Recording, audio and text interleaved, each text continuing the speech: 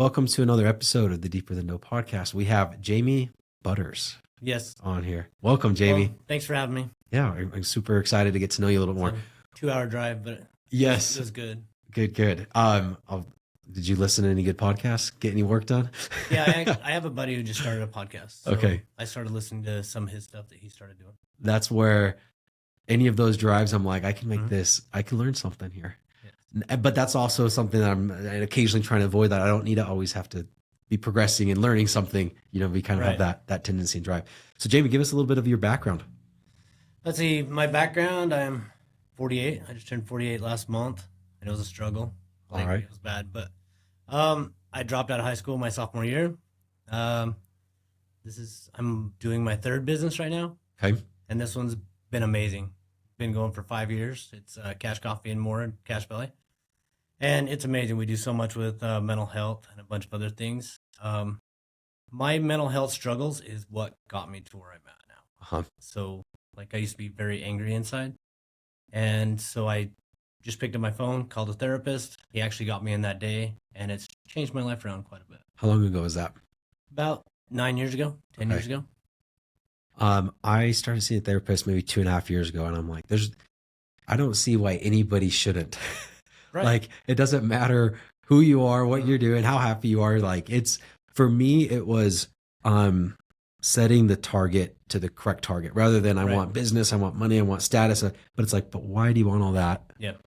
Strip all that away. What emotion do you want? Mhm. And can we find other ways to get that emotion? Well, a lot of people, they take and they push their business, or they push the gym, or they push this other stuff to just bury their emotions deeper. Yeah. And then all of a sudden one day it's just going to come raging out. But go to the gym, it's going to help you, it's going to do whatever. But there's nothing like finding a good therapist, sitting down and just laying it all out. When I've been open about therapy, people will reach out to me and nobody knows how to get a therapist. They're hard to get. They're so booked right now. You're talking to somebody's listening. They say, okay, I want to give this a try. Mm-hmm. How do I go find a therapist? So therapist is very hard to, you can get into a therapist, go talk to him once or twice. If you don't feel comfortable, try to get into another one. It might take you 3 or 4 months, but get into one you feel comfortable, because it's pointless to keep going and seeing the same person if you're not going to open up to them. Yep. Like my therapist, one of my best therapists, he was in Lehigh and I'm up in Cache Valley. So I drove down once just to meet him because I had to meet him in person. Yep.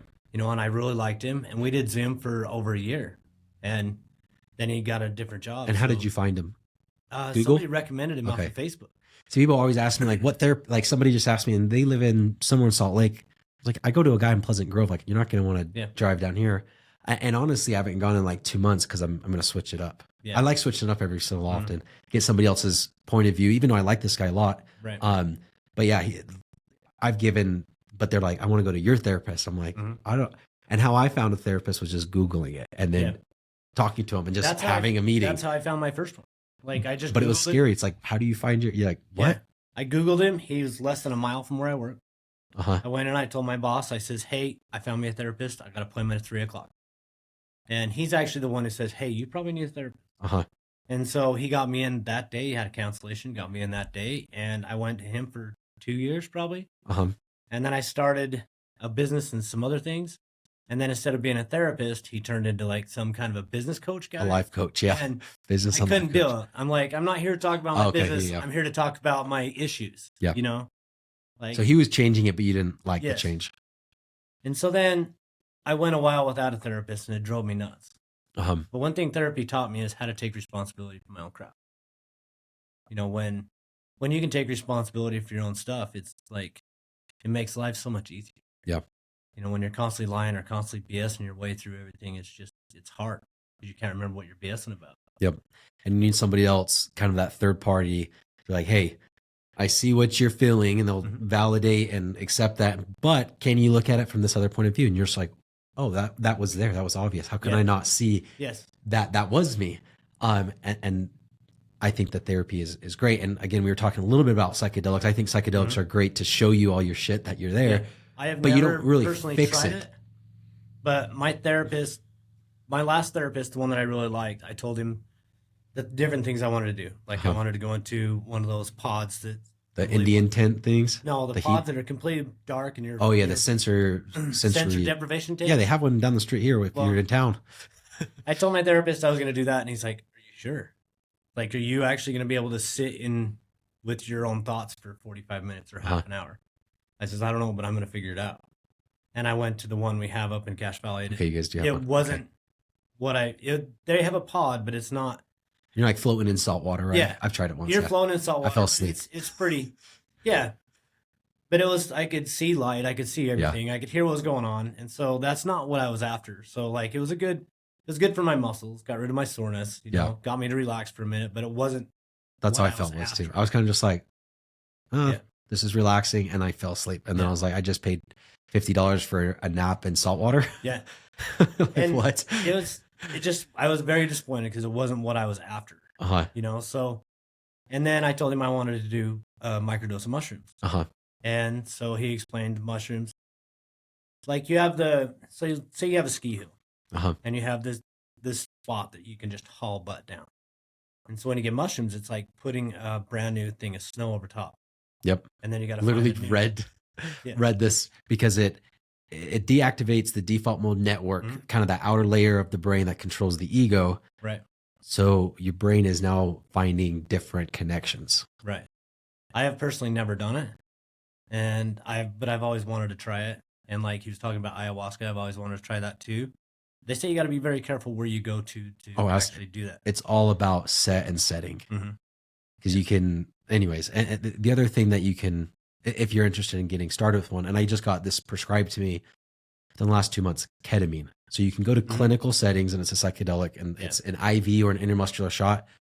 There's a doctor that I'm going to now, and he'll prescribe it, and it's a nasal spray or a troche that goes under your tongue, and it's very short lived. You're in and out, maybe 45 minutes. Right. Kind of like a 15-minute kind of ease into it, and then you're in it for 30, 45 minutes, and then you come out. So again, ketamine, it blocks your GABA receptors. Right. So your brain to have the same thought process, it has to form new neural networks, which it's like, how's that?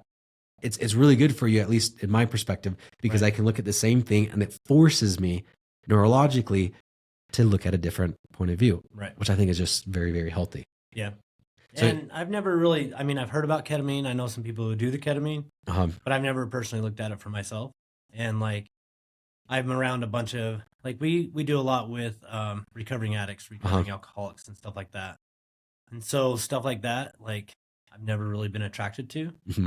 The only reason I want to try the mushrooms is just for that one time to figure out exactly who I am. Yeah. Because they say it's supposed to open up to show who you are, I guess. So does that make sense? Yes. Well, this is, so the default mode network, this is my understanding of it. You're driving here, and I'm sure a big portion of that drive, you're not really paying attention to driving. Right. You're just driving. You're just going. That's kind of that subconscious. That's what gets deactivated. So who is Jamie? Jamie is this person who lives in this house with these businesses. That shit goes away, and you're just consciousness. And then for me, that's scary as hell, because I'm like, well, who am I? And that's freaking like, who am I supposed to be? And it's really scary for me. But you come out of it and you're like, oh, all that other shit doesn't really matter. Like all that stuff that I tell myself that makes up Bennett, like that's not even true. That's just experience that happened. And I grabbed that and I said, that's who I am. And it's like, that's not who I am. Right. So it really helps you to kind of see that and separate that. So I think it's very beneficial. Ketamine was labeled as a breakthrough therapy drug for PTSD and to get out of addictions like alcohol. Yeah, like alcohol, meth, stuff like that. Yep. So I don't know. Pretty cool. What I think it's really good is it breaks you open, shows you that there's stuff that needs to be fixed, which is hard without the psychedelics. It's not. It's definitely possible, and do it without it. That's totally fine.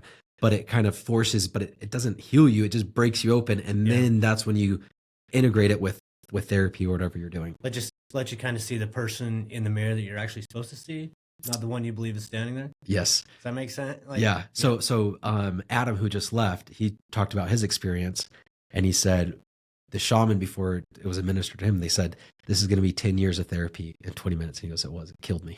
Yeah. But those are the experiences that I personally had, my wife's had, our families had, because I've gotten, I'm a big proponent of it because it's helped me so much that I'm like, I think everybody should have this experience if they want, without, Yeah, we have a customer that comes in who's been going to Costa Rica about every 6 months and getting it done. Yeah. And it's changed him a lot. It's some powerful stuff. Now, it's not needed, right? You can have these breakthroughs without it. It's just sometimes it's harder. Well, I think some people, they get addicted to the therapy part of the therapy. Does that make sense? Expound on it a little bit more. So like just being heard. Like the one time, so like say the guy goes and does the ayahuasca the one time and it changes his life. So then anytime he has another hiccup down the road, he feels that he's got to go do the thing again to fix it, when, he truly had it in there at one point himself. He just keeps putting it on somebody else. Here, fix my problem. Yep. Fix my problem. It's like it's an out rather than taking ownership.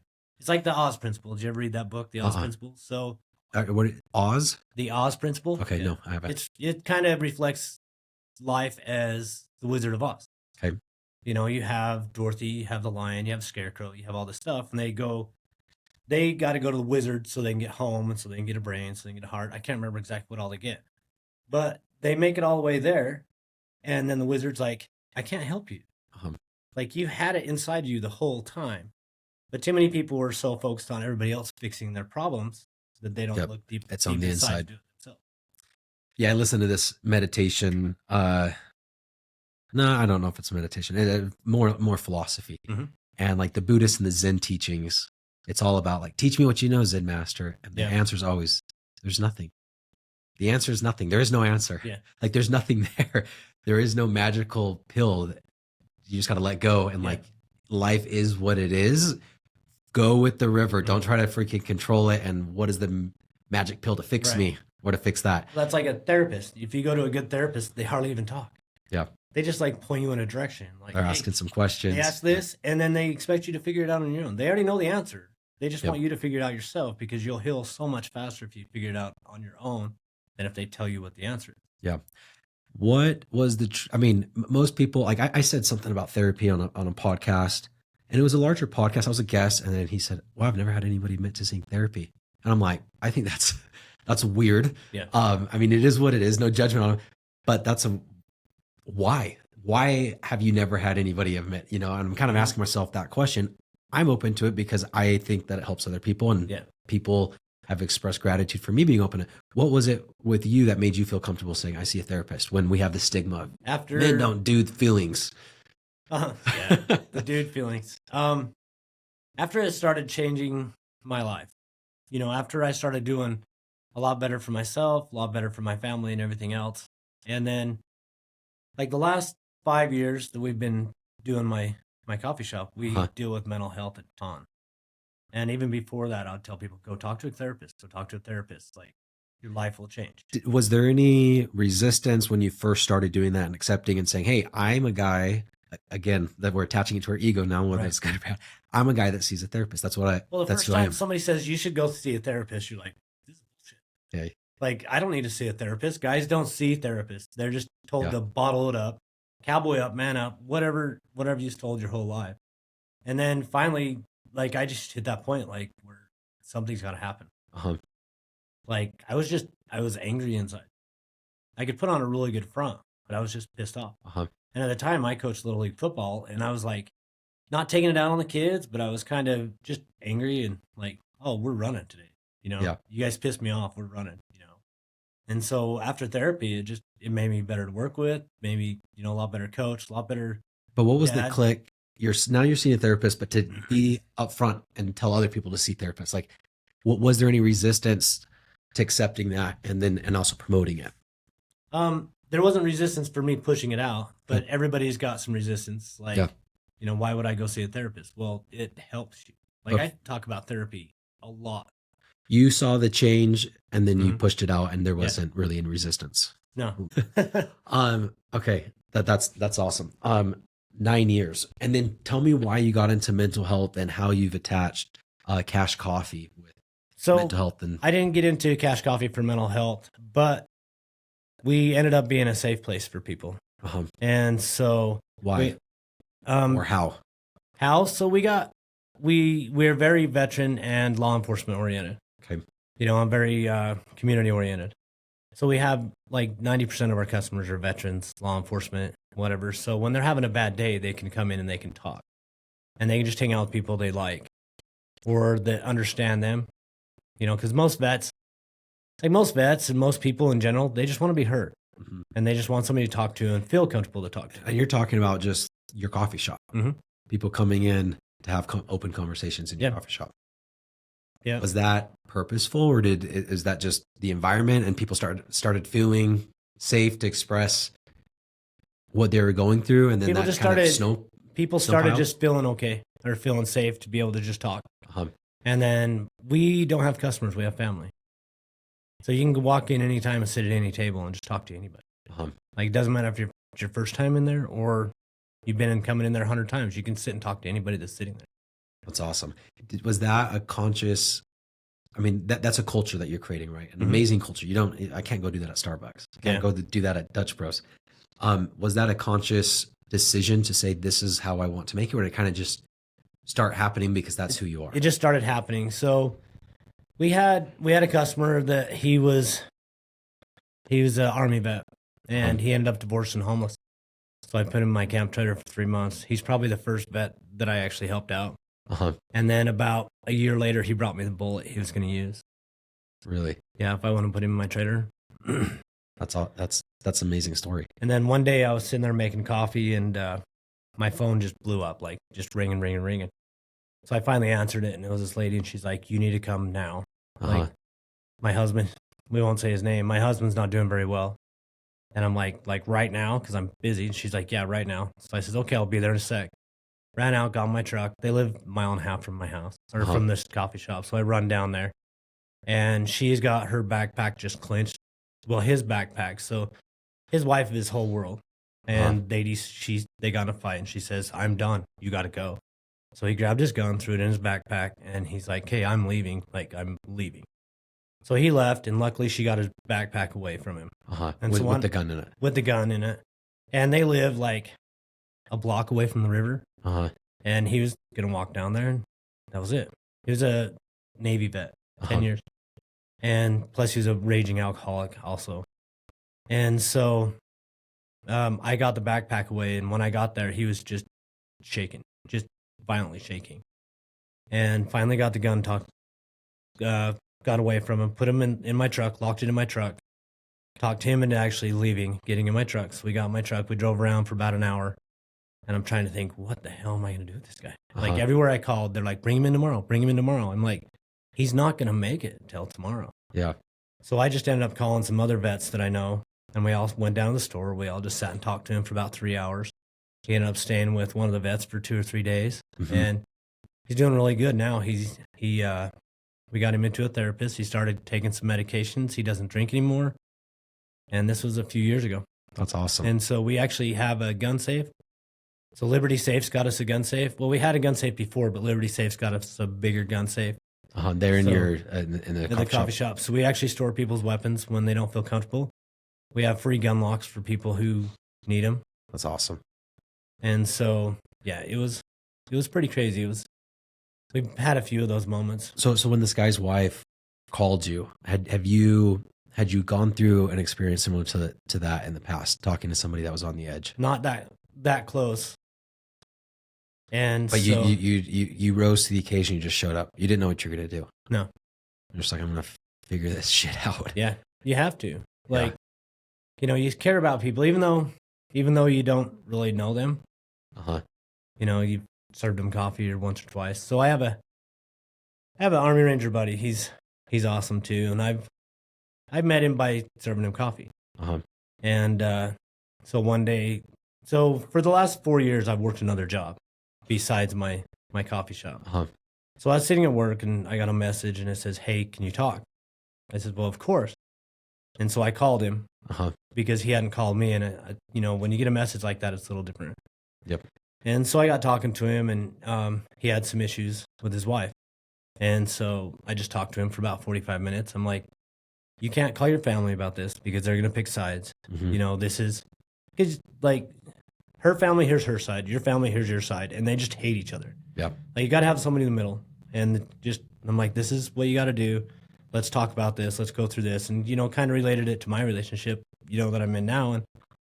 And was on the phone for about 45 minutes. And so about 3 months later, he come in and he says, I have killed people. I have watched my best friends die. He used it on the worst day of my life. And you didn't even know me. And so it's pretty cool. Super powerful. He actually texted me on my way here. Oh, really? Yeah. How long ago was that first instance? It was about a year ago. Okay. And he's in Hawaii now. So talk to me about kind of pivoting joy and fulfillment and those moments compared to joy and fulfillment that you're getting or you think you're going to get from business. Like, because I'm sure that's so different. I'd love to hear the two sides of the coin there. The joy and the fulfillment of helping people compared to the joy and fulfillment of business? Yeah, because we think, I shouldn't say we. I think I'm going to start this business and, everything's going to be great and I can help so many people and yada, yada, yada. And a lot of it isn't that deep. Mm-hmm. And then you hear a story like you just shared and it's like, what's the point of having a freaking coffee shop when there's moments like these that can be had? Well, so my goal has changed since I originally opened. Uh-huh. And so we have a nonprofit for mental health. And so when I expand my coffee shop, or the bigger my coffee shop gets, the mental health will follow. Yep. So in my eyes, the bigger I can make my company, the more people I can help. So like just with my coffee shop last year, we served 3,000 people for Thanksgiving with help from Dirty Dough. They actually sent a bunch of cookies too. So with help from the community, everything, we did 3,000 people. And when I first started, that wasn't my goal. My goal was I'm going to make some money. I'm going to help some people, like a little bit of people. Now, like the money's going to come when it comes. And what caused that goal to pivot? I guess the selfishness, the selflessness. Uh-huh. Does that make sense? Yeah. Yeah. The helping people. And that's really where my question was. It's like you have the experiences of big successes, small successes, whatever in business. And then you have these other pivotal moments like, man, I really changed I had a big impact. Mm-hmm. And you had those experiences. And then it seems like you've changed your whole business to cater to have more of those types of experiences, which again, I think, man, what else out there is giving more joy and fulfillment than what you're sharing with us right now? I don't know what it does. Maybe the ayahuasca, but like no, I don't think. I think that's just a key to help you realize what's important. Which I think, man, you're nailing it on the head. But like growing up, I tried to find mentors. I tried to find people to teach me some stuff, and I ran into the beer. I love beer. Uh-huh. I used to love beer. I don't really drink beer now, and so I kind of dove off that direction. Been to jail a few times, DUIs, all sorts of crap. Uh-huh. And then you have all these bosses that are just dicks. You bust your ass. They treat you like shit. They treat everybody like shit. So when I started my business and then started helping people, I want to pull as many people up with me. Mm-hmm. The helping the people and watching change people's lives is so much better than just what's in your bank account. 1,000%. 1,000%. I think whatever it takes to get to that point, that realization, whether that's therapy, whether that's going through the depths of hell, whether that's losing a business or divorce, like all of that is worth it once you can make that realization. And like, this is actually what's important. And then reminding yourself that that's important and then pursuing that rather than these other maybe distractions. Like I don't have a lot of employees because I'm not big like you are. Uh-huh. But one day I might be. My old lady would kill me if I was that big, but she wants to keep it smaller. Yeah. But I wish. Yeah, it sucks. Well, I mean, it's got to have its bonuses. It's got to have its bad days, but it's got it all. One of my employees, she's known me since she was 12.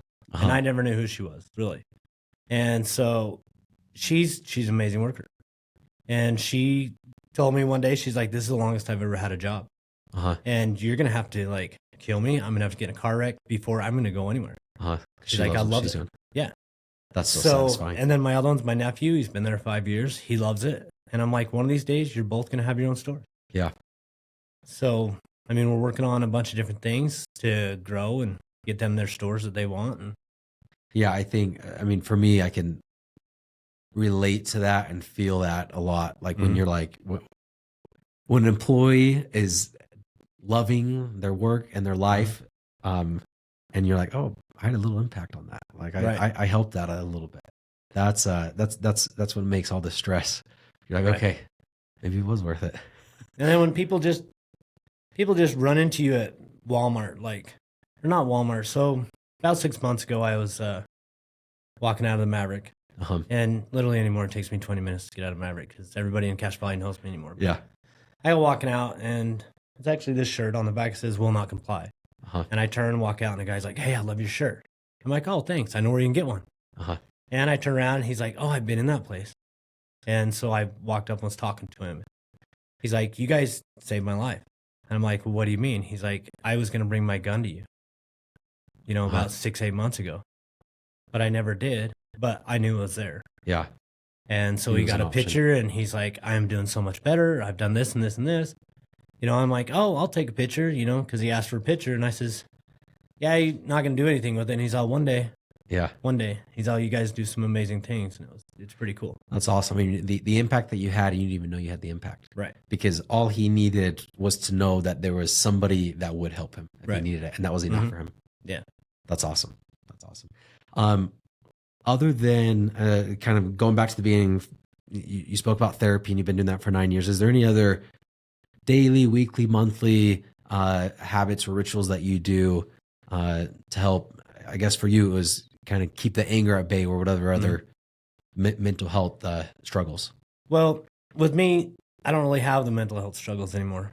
Awesome. I've battled through a lot of that shit. That's amazing. Yeah. You kind of have to take it head on sometimes. Yep. Been dealing with therapy for so long. I know so much about HDMR or EMDR, ART. I don't know what that one is. So ART is a little different. I actually had that done. So it can't get rid of your trauma, but it can help rewrite the story of your trauma. Okay. So it shuts down the frontal lobe and gets the creative part of your brain to go. So anyway, I've done that too. Tell me what it's called again. It's art therapy. Okay, I'll look into that after. So I can message you the amazing therapist up in Logan. Okay. So she's awesome. So when I went to see her, she's like, "What do you want to change?" And I said, "I don't want to change anything." She's like, "Then why are you here?" And I said, "Because I want to learn about it." Yeah. So I've learned so much about therapies, but me every day, I wake up at 4:30. Between 4 and 4:30, my alarm's set at 4:45 and 5, but I'm always up before it. Lately, I get up, I go for a walk. Well, I'm in day 9 of 75 hard now. Okay. So I get up, go for a walk. I go open my store. Well, get in the shower, open my store. Out of 5 years, we've opened up late one time. Okay. And so go open the store, get everything ready. I go to the gym in the morning, and then other than that, just talking to people and helping people. It's probably my biggest therapy. Biggest mental health helper, I guess. As a business owner, or really anybody, there's so many distractions in life. Waking up early or even staying up late, those moments that it's you, I think is huge for mental health. Right. Just being able to focus on yourself, whether it's going on a walk and or also the gym, right? Doing those things in the morning and starting your day off with, I'm going to prioritize myself first. I think subconsciously that really sets you up for the rest of the day of okay, I'm taking care of myself first and now I can go help other people.